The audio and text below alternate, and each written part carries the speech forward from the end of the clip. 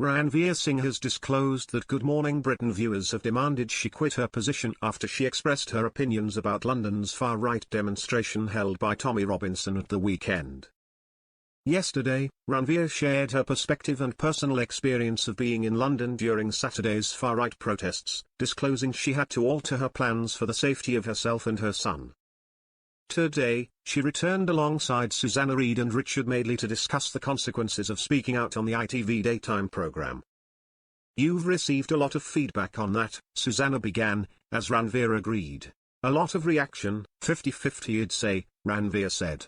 50% lots of hate directed at me, wanting me to resign and things like that.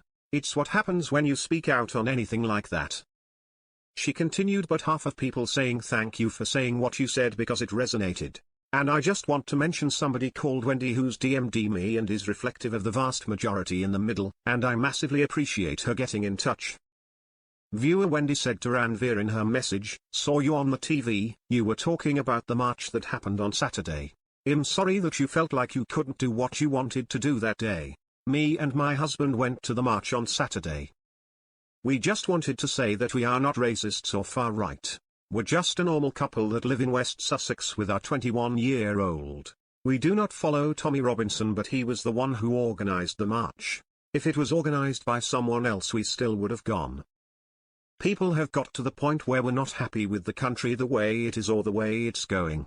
Yes, we're not happy about people coming over in boats, but they could be coming from Norwegian countries and we still would have a problem with it," the message continued. "It's about fairness," as she concluded the message to Ranvir, "loved you in Strictly." In response, Ranvir told Richard and Susanna, "For me that was the kind of conversation I was trying to have yesterday. There's a lot of people who are just feeling frustrated. It's difficult for someone like me to speak up on controversial subjects because you do get a lot of hate. But it's worth doing it when hundreds of people have got in touch. A lot of the hate towards me was saying that it was a far-right rally, but that's what we're describing it as. It's the biggest far-right rally that's been organised by the UK in our living memory. The idea that a lot of people hate the fact that it's been called a far-right rally is not my problem," she continued. "That's exactly the point I was making, that lots of people feel to go to things like that and follow people they might not really agree with because they don't know where else to go with their concerns."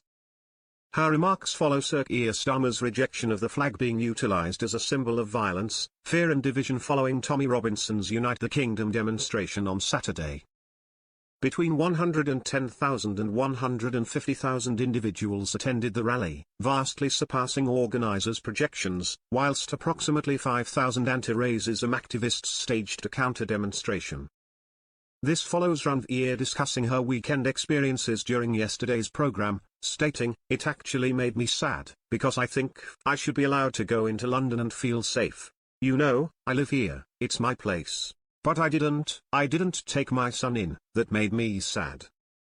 You know, the fact that you think, oh, it's not safe for my little brown boy to be in London is a sad thing. But they're you, pragmatic. Actually, it was interesting, at my local station, I was just queuing up to get a coffee, and the man in front of me was getting coffee from the guy who I think is Sri Lankan at the station," she continued. "We all know him, he's been there for years. And lovely, a really jolly chap, white guy, he said, oh, I'm going into London, I'm going to join the Tommy Robinson march. And he goes, you know, and we just started chatting, the three of us, you know, which is, I think, what you need to do, interestingly.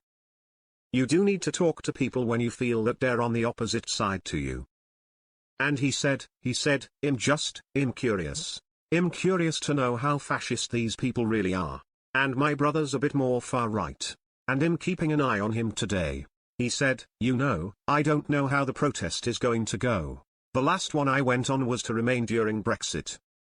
I'm going to say he was a lovely man, even though he was going to a far-right march, Ranvir went on.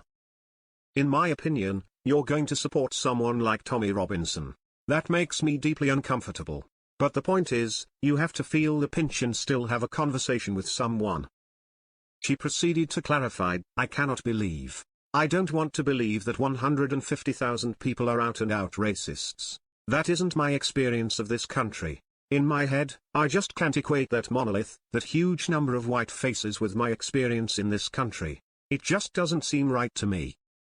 I worry about othering people who join the ranks, and the voice that they end up being spoken for and by is someone who is very extreme. So it was just to me, it was the nuance of it. And it's very difficult because the point being that for someone, anybody of my color skin today, you have to work against your instinct to fear.